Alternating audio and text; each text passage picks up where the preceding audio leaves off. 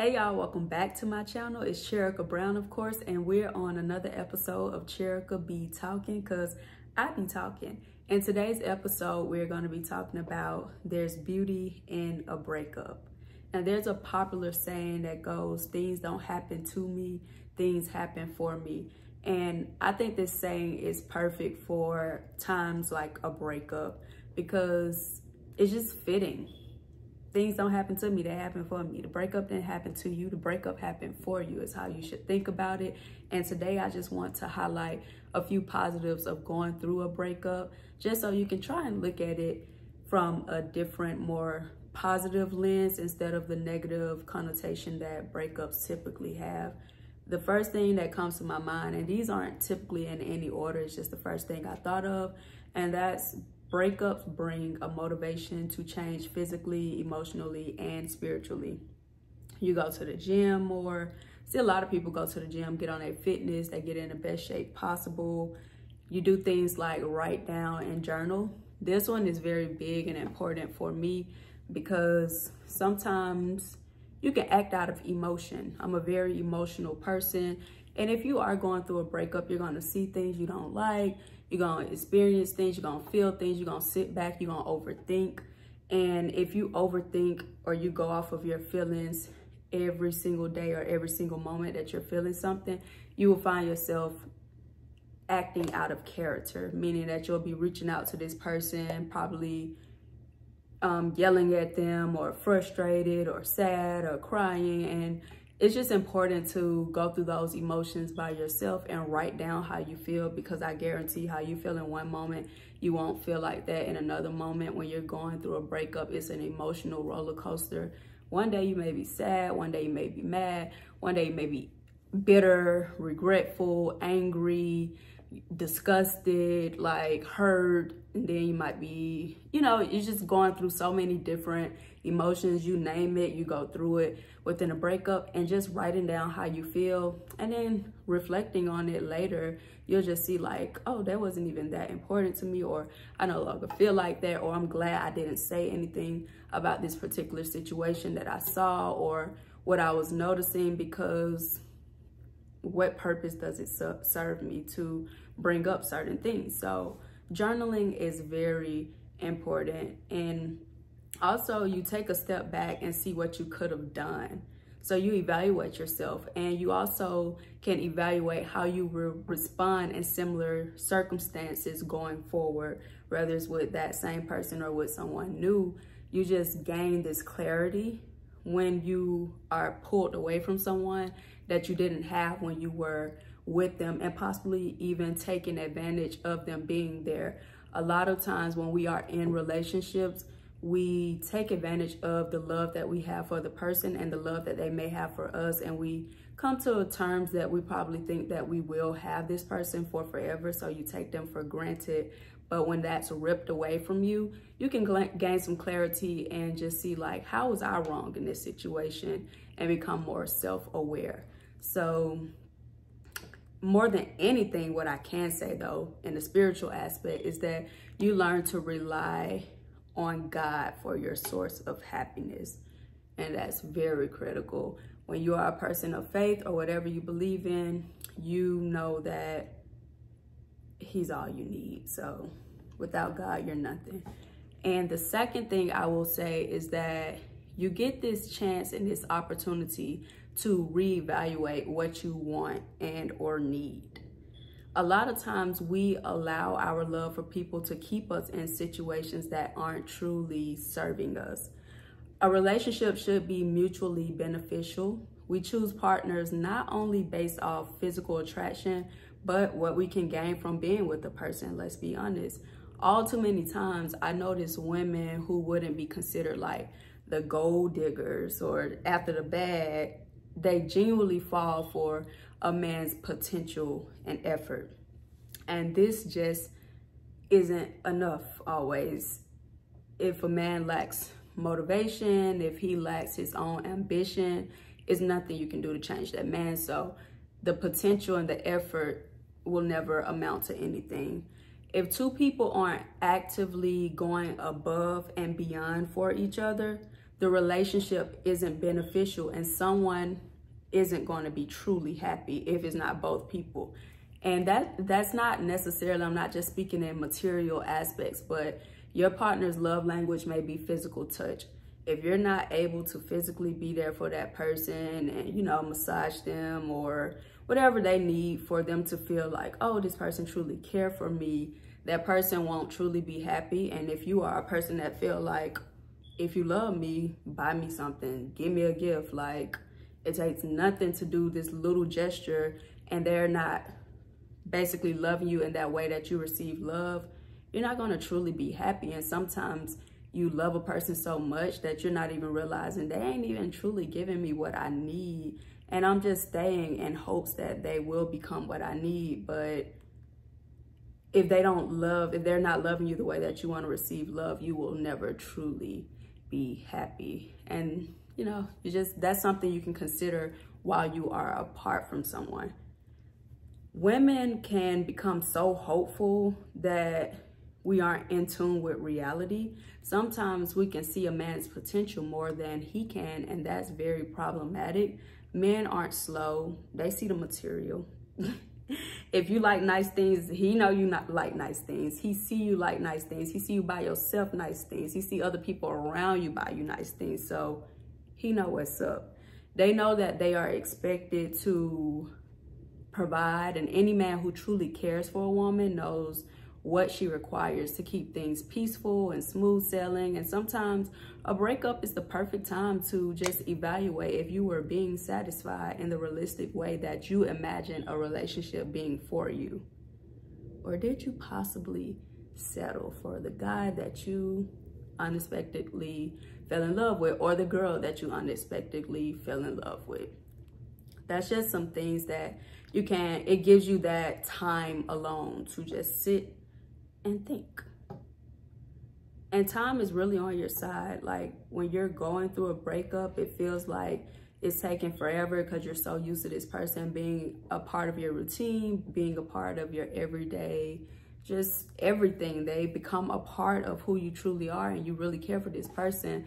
But you have to find and see like, wow, this time alone, this time to reflect is more important than anything. The third thing I would say is that you find new hobbies and interests. Sometimes you get so wrapped up in your relationship that you neglect who you are as an individual. Now, don't get me wrong. In the right relationship, sometimes you do pick up new hobbies or interests while you're in the relationship. Like I know you can pick up just things that you didn't ever think about. People can spark your interest in other things. So in a healthy relationship, you definitely can do these things as well. But sometimes people get so wrapped up in just being with a person that they neglect who they are as an individual. So a breakup is a perfect time to figure out, what do I like to do? What do I want to do? I need to get out of the house more and just try some things that you always wanted to do or never wanted to do, and just see what really interests you and learn how to become a full-on individual again. The fourth thing I would say is that you meet new friends and you can network. When in a relationship, we tend to be so considerate of our partner that we rarely go connect with people outside of them, because it feels like a form of betrayal, especially if you've ever experienced like a long distance relationship or something. You kind of have two separate lives. So it's good like for being individuals when you're long distance, because you can still have your own separate life. But sometimes if you're meeting people, especially of the opposite sex, it can feel like this is a form of betrayal, because your partner isn't there like with you creating that memory or that relationship with whoever you're meeting or networking with. Especially with somebody like me, when I'm an actress as well. So I meet people everywhere I go, and I might work with people. They may want me to follow them, or, you know, and it's strictly for work, but it can feel like a form of betrayal and put you in a weird space if you have this distance between someone and you feel like you're meeting people and you know it's innocent, but they don't quite know. So when you are single or you're going through a breakup, it gives you that authenticity back to just go and, you know, meet people genuinely and connect and network. But this is a time to just be a social butterfly again. I never really be the social butterfly, but it is a time that you can just go, you can talk, and you can smile and laugh with everybody. And if you like me, flirtatious, you might make the wrong person feel like you like them, and then you have to tell them you don't like them, but it be like that. Now, the fifth thing I would say is that you focus on your business and what you truly want to become in life. It's really easy to make career decisions as a single. And if you have married parents or married people, or you have friends with relationships, you know this to be true, because we don't have to consider anyone else in anything that we do. We can move freely, we can take financial risk. That's if you don't have children too. It's just so much that you can do when you're going through a breakup or you're just a single individual, because you don't have to report to someone else, or you don't have to consider someone else. If I just want to move across the world or move to a different state, I can do it because I don't have to consider another person in my life. The sixth thing I would say is sometimes it's best that people leave you because you would have never left them. I actually saw this quote somewhere online and I really liked it because it clicked with me. I was like, wow, it said, sometimes it was something, it was worded in a way like, I'm glad you left me because I would have never left you. And I was like, And speaking personally, my parents come from humble beginnings, so they like rode public transportation together before they were able to even purchase the multiple cars that they own today. We lived in apartments before they purchased the home, our family home that they still have today. And so when you think about staying down for the come up, that is nothing foreign to me. I think a perk of having married parents growing up is learning resilience. I know it's a popular saying that love is not enough, but no one can convince me of that. Like, you can tell me every reason why you feel like love is not enough for a relationship to work, and I will counter it. I truly believe that when you love someone, you can get through anything together. So I never date or even give like a little energy or conversation or text messages to men who I truly don't care about. If I don't see a future with you, why am I talking to you every single day or even a little bit? I will get annoyed quick. And because I think this way, it's hard for me to just give up if I truly put my energy and effort into a person. Honestly, the only thing that makes me completely cut ties in a relationship is cheating, infidelity, and any form of what I would consider betrayal. To each its own. Everybody's form of betrayal is different, but if I think it's betrayal, no thoughts about it. I might love you, but I love myself more. If you betray me, you got to get up out the door. Now, when a breakup occurs, it gives you another chance at life. It's a time to reinvent yourself, reconsider your life, reevaluate your character flaws, create new memories, and become a better you. Oftentimes, I do realize that if you're anything like me, I'm hard on people that I date and that I'm with because I'm hard on myself. Typically, I realize and I notice that when a woman isn't hard on a man or a man isn't hard on a woman for real, like they're not really pressing you, it's because they don't really press themselves. Like, she don't have a problem with you going to follow all these women if you date when you dating her, because she gonna follow the men that she want to follow. She ain't, you know, so I realize that how people treat other people is sometimes how we treat ourselves. At least it's true for me. I know sometimes I'm hard on people because behind closed doors, I'm hard on myself. Like, no, you shouldn't be doing this because would you want this person to do this to you? I'm very considerate when it comes to things like that. So when going through things like a breakup, you can focus so much on what did I do wrong? How was I wrong? And you focus so much on perfecting yourself that you don't realize that you weren't the only person that was wrong. So sometimes I do also sit back and reflect, and you realize how was the other person wrong too. Even if you was probably more wrong, you have to look at both parties and see how both of you can change, and just think about like, what will you do going forward, because you can't change anyone else.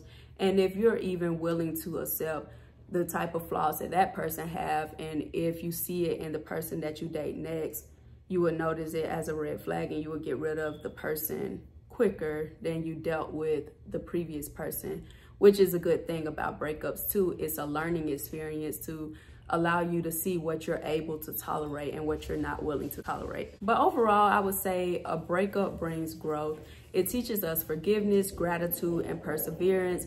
I feel like a breakup challenges us to improve our personal life, and every couple should experience time apart early on. I don't necessarily believe in taking breaks because breaks are for breakups and the lines are too blurred on what one can and cannot do. And if you're anything like me, I'm way too jealous-hearted for any confusion, okay? I feel like if we are together or not, if you want me, you show me. But that's another topic for another day. However, I don't think that it is healthy to get to a point to where you feel like your happiness is reliant on another human's presence in your life. Grieving someone who is still alive brings healing to the soul in a painful way. It forces us to become a better person for ourselves and whoever we end up with, whether that's getting back better and stronger with the ex or moving on to a next. Today, on October 14th, 2024, I challenge you to see the beauty in your breakup. If you have any stories you want to share, feel free to comment below. Thank y'all for tuning in. Y'all know I'll be back because I be talking. Peace.